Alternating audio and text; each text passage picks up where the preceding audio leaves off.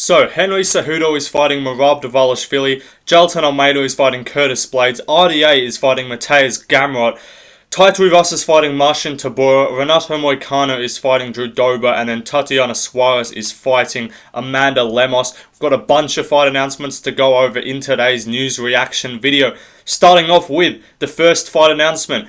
Henry Cejudo versus Merab Dvalishvili is official for UFC 298. That's the Volkanovski versus Topuria card. I thought they were going to put it on UFC 299 under the title fight, but I guess they want to put like two Georgians on the same card, go for that kind of jig. But this is a great fight, definitely a number one contender fight.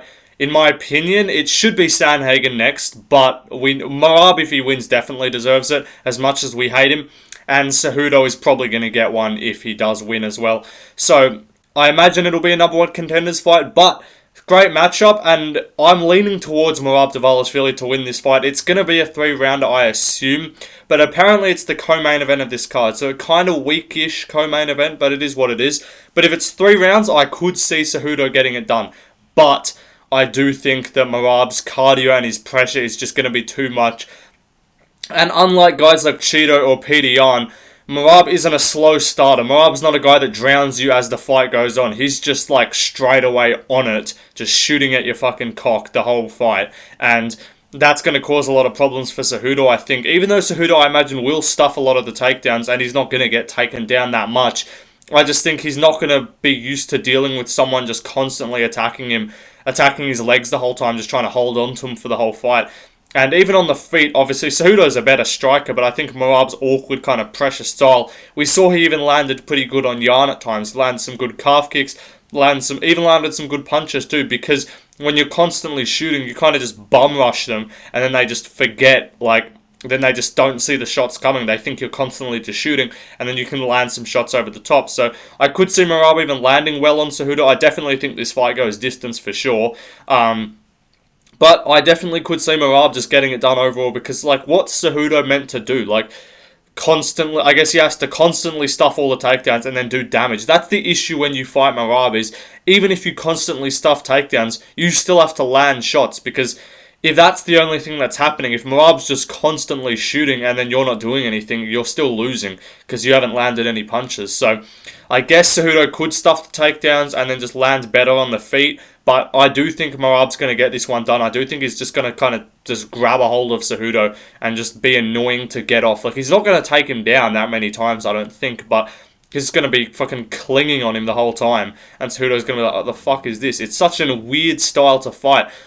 The guy's not even attacking takedowns, he just wants to hold you. He just wants to fucking be a bit intimate with you, if you know what I'm saying. Merab is a very bit of an odd guy, wants to get close to men. I'm not too into that myself, but I guess that's his style, and I do think a lot of fighters, like Petr Yan, struggled with it a lot too, and I do think Cejudo's going to struggle with it too, because Cejudo's going to come in here thinking, this guy's shit, his wrestling's not even good, oh, my cardio's fine, I can hold up for 3 rounds, but then suddenly you're 2 down on the clock, and then you're like, what the fuck, this guy's just keeps shooting, and I haven't landed anything because I'm constantly, it's a mental effort to going into constantly stuffing takedowns. So when Cejudo's just constantly trying to defend it, I don't think he's gonna almost forget to throw strikes, and it's gonna be like, I'm just constantly stuffing this guy's takedowns, and then you feel like you're doing well, you're like, oh look, it didn't take me down, but then you realise the round's almost over and you've landed no shots, and then you're like, what the fuck?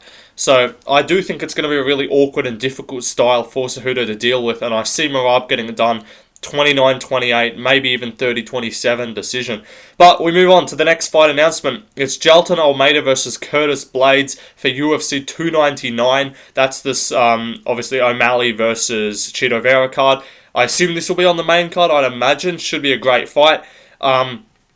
And this was already booked. This was meant to be the main event of the Sao Paulo card, which ended up being Derek Lewis versus Jailton Almeida. And that was going to be the big grappling test to see where Jailton Almeida is at. That was going to be the test to, can he deal with a really good wrestler? And a big guy as well at heavyweight. Because he dealt with a big guy with Derek Lewis. He's dealt with big guys, but he hasn't really dealt with big guys that have takedown defense. And we even saw, even just the pure size of Derek Lewis gave Almeida some problems when he was trying to take him down.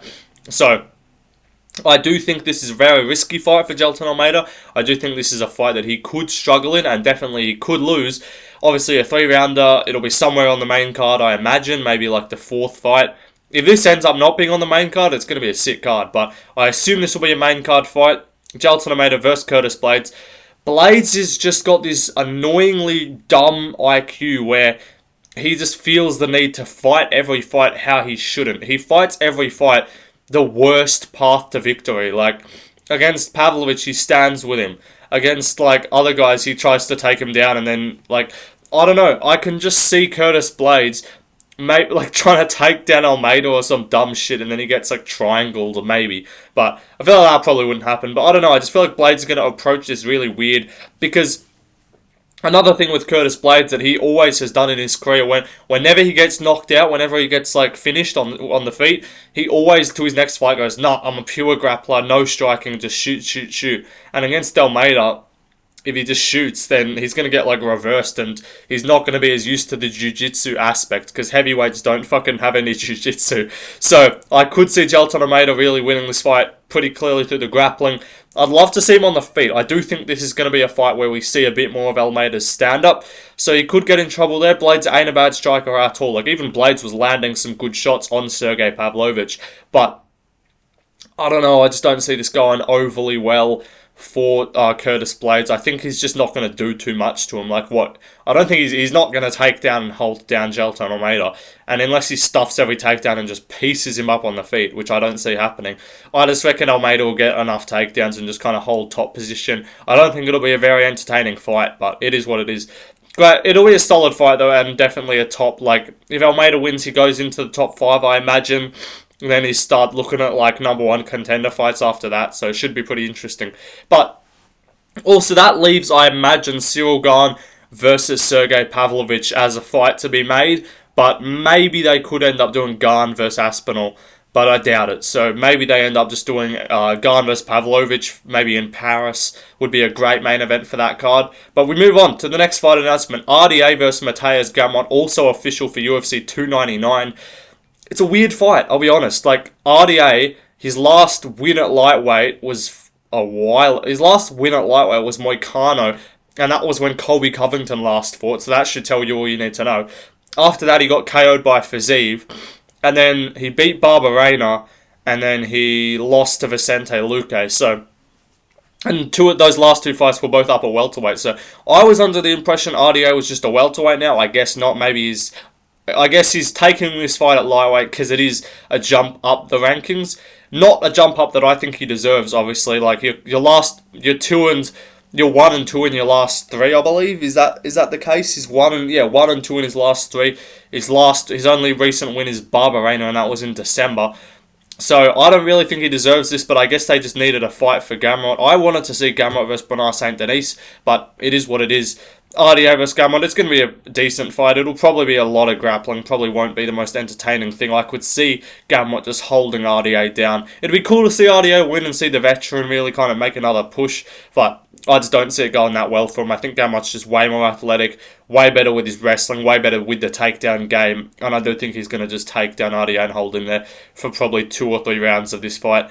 But yeah, it is what it is. Next fight on the card, next fight announcement, Tai Tuivasa versus Marcin Tybura is for UFC 288. That's also the Volkanovski card. I'm not sure why they didn't just put this in Australia, like chuck a few other guys on there and just put it in Australia. I don't know why they didn't do that, but it is what it is. This is a good fight. It's a good fight for Tai as well. I like what they're doing here. They're giving him a really winnable opponent because his last 3, Gane, Pavlovich, Volkov, all top 5, top 6 guys. At least now he gets a lower down guy. Tybura really doesn't offer that much of a threat. Like, I guess he could grapple Tai, but I do think Tai would stuff the takedowns from Tybura, and I think he's going to be way better on the feet. So, Tai Tuivasa, I do see him getting this one done, getting back on the win column, and getting some hype around him more, because Tuivasa's a fun guy at heavyweight. Like, he knocked out Derek Lewis, and he went to number 3 in the rankings, which was crazy. And now the kind of fat heavyweights have been washed out. Now you actually have to be talented to be in the top 5. Derek Lewis was ranked number 3 at heavyweight. So it is what it is. But this is a winnable fight for Tai. If he loses to Tybura 4 in a row, that would be rough. But I do think he wins this. I do think he stuffs any takedowns from Tabora, and I think he'll be way better on the feet. Chew up his calves, land some big shots, and do a shoey at the end of the night. But the next fight announcement, Renato Moicano versus Drew Dober for February 3rd. I believe it's an Apex fight night as the co-main event under, what is it, Dolidze versus Mavov. So that's a great co-main event because Dolidze versus Mavov is like a bit of an iffy, a bit of an iffy main event. So it's good to see they're getting a good co-main event under that. I do see Drew Dober winning this as well. I think he's way more dangerous. I think he's way more powerful, and I don't see Moicano finishing him because Dober's just so much stronger than him. So I don't see Moicano getting him to the ground all that easily. And on the feet, I think Drew Dober's way more dangerous. Moicano gets cracked up a lot. Moicano was getting pieced up for 5 rounds by RDA. I know it was on short notice, but still. And then even, like, he got chinned by Fiziev. Not saying, obviously, Dober's not a better striker than Fiziev, but I don't see this going well for Moicano. I do think, also coming off a massive layoff, he hasn't fought since November last year. So by the time this fight rolls around, that'll be 15 months off. Don't know what he's been doing, where he's been. He was going to fight Jalen Turner, which I think also would have gone pretty poorly for him. But now he gets Drew Dober. Dober getting a jump up after he beat Ricky Glenn. Before that, he lost to Matt Favola. But that Favola fight, I mean, you fight Favola, if you either get chinned or you win. Like, that's what it is. Like, you can get caught by Favola and lose. Multiple guys have. So, I don't rate that loss that badly.